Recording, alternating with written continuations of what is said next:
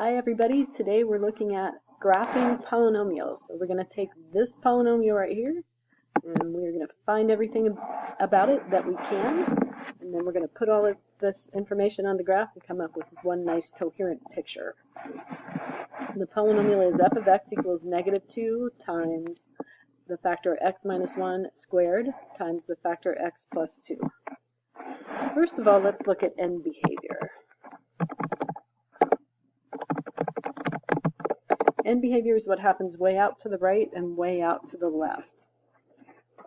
We only need to know two things. We need to know the degree of the polynomial and its leading coefficient.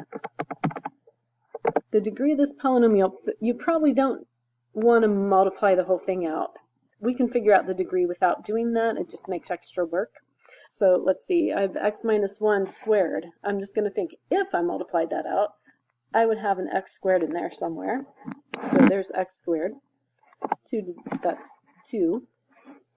And the factor x plus 2, there's another x. Really, we're just counting up all the x's. So that's 3 altogether. I would have an x cubed if I multiplied it all out, which I'm not going to. So the degree is 3. Leading coefficient, well, conveniently on this one, it's sitting right out here in front, -2, which means, let's see, degree of 3, leading coefficient is negative. That puts us in the odd and negative category, which means my end behavior, I'm going to go up on the left and down on the right. Hopefully everybody has your left arm up in the air and your right arm pointing down. I know I do.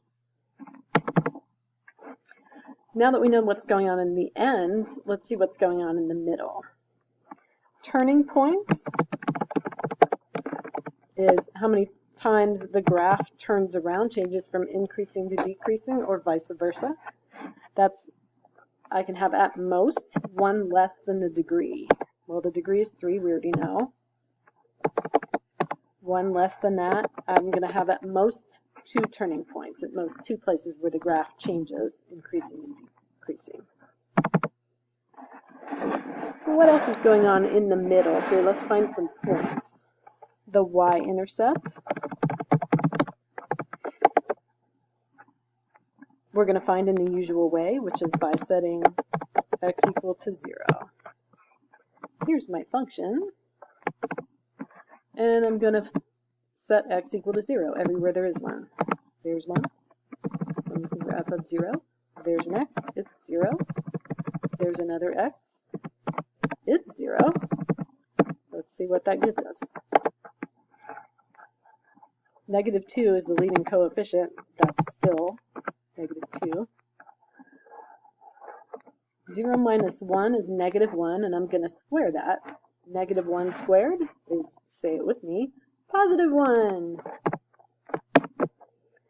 Times 0 plus 2. Okay, I can do that one. That's 2. When I multiply all that, my grand total is -4, which means my y-intercept, which is a point with 2 coordinates, is 0 because we chose 0 for x, and -4 because we found -4 for y. There's my x-intercept, or my y-intercept. That's a point on the graph. Let's find some x-intercepts. There could be more than one. I don't know. Again, we'll do that in the usual way, which is by setting y equal to 0. Well, let's see. There's my function. Y is another name for f of x. I'm going to set that equal to 0. There. Done. The good news is, in this particular function, I'm already factored. If I wasn't factored, I'd need to do that, but it's already factored, so yay. And I can just take each factor separately and set it equal to 0. Here's the first one, x minus 1.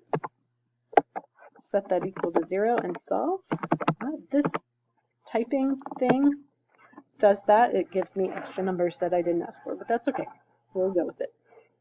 If x minus 1 equals 0, that means x has a value of 1, and that means my x-intercept corresponding to this factor is x is 1 because we found it, y is 0 because we picked it. When I look back at my polynomial and my function here, x minus 1, there's 2 of those. That factor is squared, so the multiplicity of that 0 is 2. And that'll have an effect on the graph in a minute. Here's my other factor. It's x plus 2. Set that one equal to 0. I don't know why I got an extra 2 in there. It's not like the 2 is right next to the 0 and I accidentally typed 1. That means, that time it didn't do it, my x value corresponding to that is negative 2, and that means the x-intercept corresponding to that factor is negative 2, 0. And the multiplicity of that one, there's only one factor of x plus 2, so the multiplicity is just 1. Good news. That's everything. We have all the information that we can gather at this point. That means it's time to draw that graph. Pretty red. And here we go. Points. I have a y-intercept of 0, negative 4. I'm going to put that right there. That's 0, negative 4. So my graph is going to go through that point. I have an x-intercept of 1, 0. Let me try and be vaguely proportional here. And another x-intercept of negative 2, 0. That's about there. End behavior is up, left, down, right. So from the leftmost x-intercept, I know after that it's going to go up. From the rightmost x-intercept, after that it's going to go down. There's my end behavior. My x-intercept at 1, 0 has a multiplicity of 2. That means close to that point, my graph is going to look like y equals x squared, like a little tiny parabola. So I'm going to hit that point, bounce off the x-axis, and turn around and go back the way I came. At x equals negative 2, the multiplicity is 1. So I'm going to go straight on through. Somewhere down here I'm going to turn around and go through the y-intercept and hook up with the rest of the graph. And there we have it. That's a, you know, it's not a perfect picture, but it's pretty good. If I trace all the way through here, that's a pretty good sketch, pretty good estimate of what that function looks like. We're going to go to Desmos and have a nicer picture. There's what it actually looks like. We have a pretty good approximation from what we found. So there's the graph of that polynomial.